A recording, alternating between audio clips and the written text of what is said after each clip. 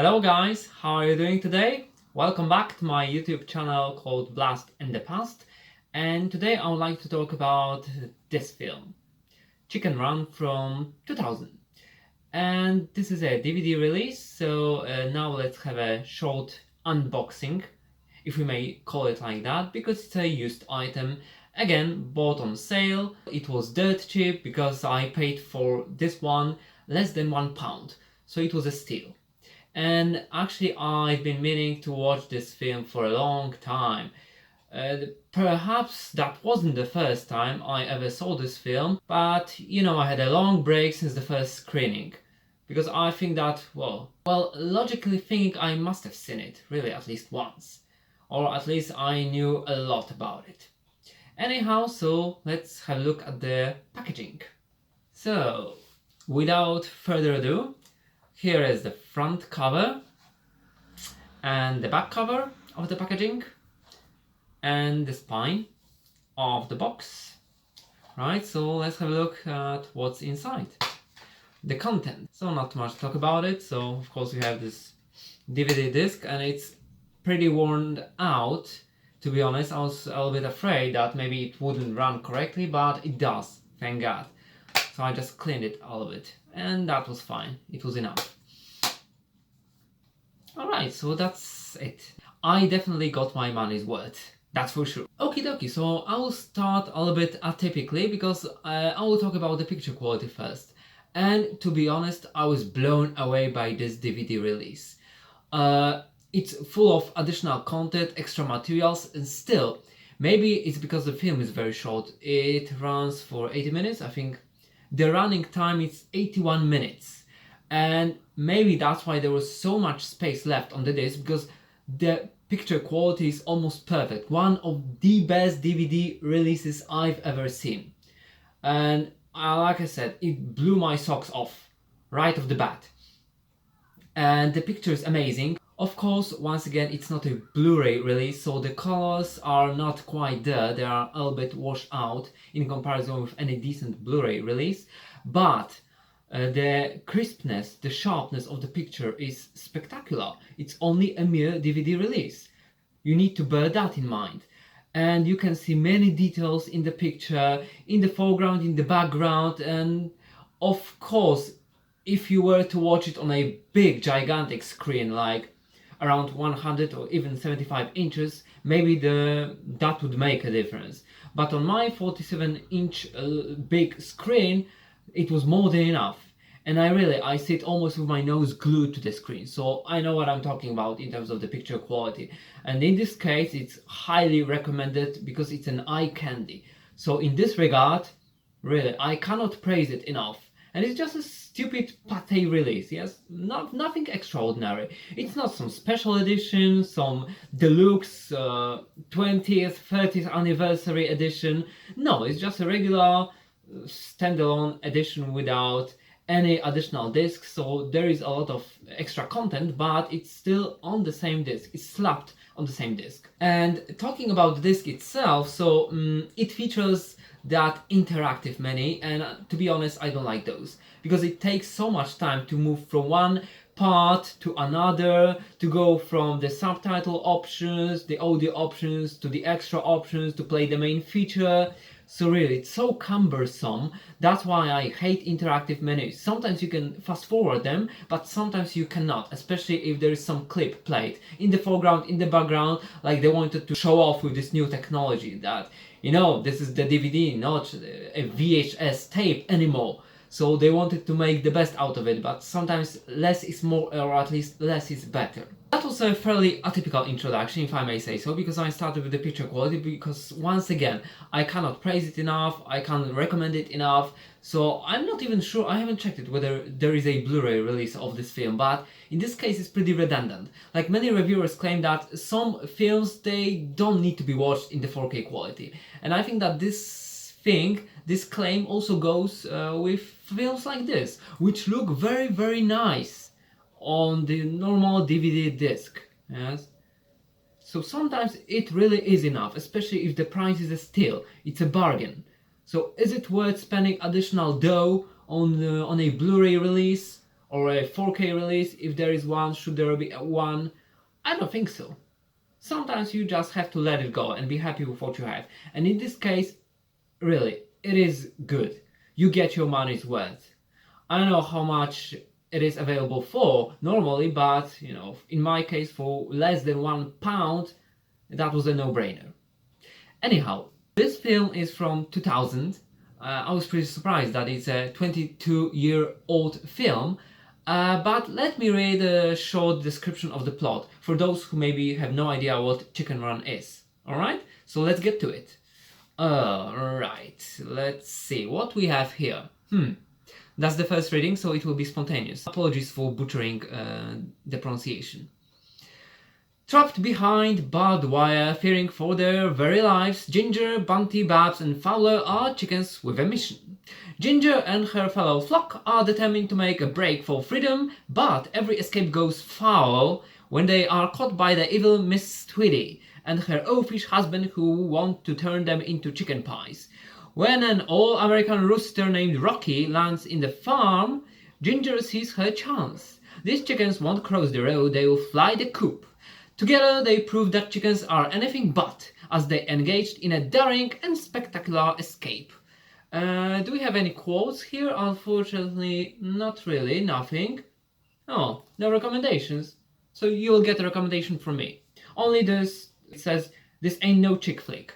That's cute. So let me start by saying that I'm not very much into this stop motion thing, so of course I appreciate the effort, but I'm not a fan of the TV series called Wallace and Gromit. And this comes from the creator of that TV series and then individual films and releases. But really, it is very eye-pleasing to see all those chickens, or hens should I say, I'm not sure, in motion. And it's pretty funny. Really, the plot, it's like a play on or a pun made on the history from The Great Escape and other prison flicks, or rather films about escaping from prison. And it's clothed as a film for children, as a family-friendly film, and of course it is, because you can watch it easily with the whole family, with kids as well. But there are some jokes directed at a more mature audience. And also there is a fun fact that the voice of this rooster Rocky is provided by no one else but the Mel Gibson, the legendary Mel Gibson, who once in a time used to be like the god of Hollywood. You remember when he was on top in his prime? He was on top of the world. He was one of the best directors, the best actors, in high demand, very regarded, very respected, reputable figure in Hollywood. And then of course what happened. We all know the story, and it was his fall from grace, unfortunately. And he came back a little bit to Hollywood, to the first league, to the big league, by directing the film Hacksaw Ridge, starring Andrew Garfield. And it was a very, very good film. Like, I would say that a spiritual successor to Saving Private Ryan. I saw it at the cinema and I was blown away. I was very impressed with that film. And also with its message, because it was based on true events. Anyhow, I'm speaking off topic a little bit. So coming back to Mel Gibson, and actually they make fun of his origins, let's say, because many people, including myself, they think or they thought that Mel Gibson was Australian. And actually he is a naturally born American, but he moved to Australia, then he spent some time there. Of course, he filmed the Mad Max films, and maybe that's why there's this common misconception. And I was pretty sure that he was Australian. But the joke was pretty funny anyway in this film. So they say about Rocky that, one of the hens wasn't sure that he was even American, because Rocky is supposed to be an American rooster. However stupid it sounds.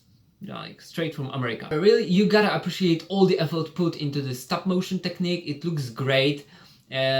All the hands are made of Play-Doh and some plastic, maybe silicone also, and it looks magnificent. It looks fantastic. Really, so it's a nice throwback to the good old times when everything was done with practical effects, as little CGI as possible, because producers would still be taking baby steps, even at the beginning of the 2000s, I think. So the technology wasn't as advanced as it is now, obviously. And it looks great. and it's a lot of pleasure, it's a lot of fun. The jokes are funny, sometimes, they are hit and miss. They make jokes about the popular culture. There's a nice pun made at the expense of Indiana Jones, also a scene with the obligatory hat. In one of the scenes, the protagonist manages to take the hat from underneath the closing door just in time. Yes, at the very last moment. The film is really short, and you can feel that there is the flow to the whole story. It moves swiftly from one point to another. It is simple but not simplistic. It mocks many prison films, and if you are a fan of films, so you will recognize many references like to The Great Escape, like I've said, or other prison flicks. I would say that everything is in the right place in Chicken Run. So the music, it's nice, the soundtrack is okay, the dubbing is fantastic, so Mel Gibson does a hell of a job in this one. So it's funny when you think about how much his career was derailed, and he was his own worst enemy at some time. But he's back, and maybe back for good, we'll see about this in the foreseeable future. To be honest, if by some miracle you have missed this film, or you would like to come back to it, so wait no more. Really, especially this DVD release, it's worth spending money on it. Probably it's cheap on the market, it's available everywhere, it's not a rare item, and if you can grab a used copy, do it as well, because for £1 or something like this, it's a no-brainer. It's good to have it in your collection. It's good to appreciate creators by having their films on your shelves. I think that it's a little bit old-fashioned thing, but this is my thinking. That when you appreciate something, you have it in a normal physical copy, not a digital one. Because one day you have a digital copy, the next day everything is gone, the whole stock is gone, just like that. No warning, no whatsoever. It just disappears. And then, as long as the disc works, you have it on your shelf, you can watch it whenever you want. And it's nice to have a cover also. Yes, even before watching this film, so you can read the back cover, like I just did, and you can have a look at it. It's just a nice touch to it, to collecting things. The only downside is probably how much space it may or it occupies, if you have a lot of those. But there's always something for something, isn't there? Maybe I haven't talked too much about the film itself, the content, but I've just given you my impressions. So generally, it's a really nice flick. Especially for a boring Saturday or Sunday, if you have some free time on your hands. It's funny, sometimes it's even hilarious. The jokes are hit and miss, they are all over the place, and it's not too childish. That's a good thing. It's not infantile. So yes, it is for kids, but it's good for adults as well, like myself. All in all, I would sum it up by saying that if you have a chance to watch Chicken Run, please do. Hesitate no more. It's worth having a look, and if you want to have some fun, why not? It's just pure entertainment in the old-fashioned way. So stop motion technique, you gotta appreciate it. You gotta appreciate how much heart was put into it. And another fun fact is that actually they are planning a sequel, and I think it's in the works already. And maybe it's a Netflix production, I'm not sure, but Mel Gibson is not coming back, unfortunately. Unless there is some cameo, but after he's been a little bit blacklisted, so maybe he is back, but not quite there yet. He's not on the same level as he used to be, because basically he was the god of Hollywood. He could do whatever he wanted at that time. You remember Braveheart and other films, so that was the apex of his career. A similar case to Kevin Costner. He could do whatever he wanted. He was one of the most acclaimed directors and actors, and then something happened. Maybe in Kevin Costner's case it wasn't as dramatic as it was the case with Mel Gibson, but still. So Kevin Costner is also playing sometimes in some straight-to-DVD video releases. So I think it happens with age. What can you do? But, people make mistakes, so we have to forgive them for that. Everybody deserves a second chance, don't they? So that's a very nice release. The picture quality is a very nice bonus to this interesting film. It's a fun flick. The plot is simple, but you follow it from the point A to the point B. There is a flow to it. There is a nice charm. It's a throwback to the good old times when people cared about making films, not only about the statistics in Excel, how much the film makes. But this one I was surprised because the budget was pretty high. It was $45 million, but it earned more than $220 million worldwide.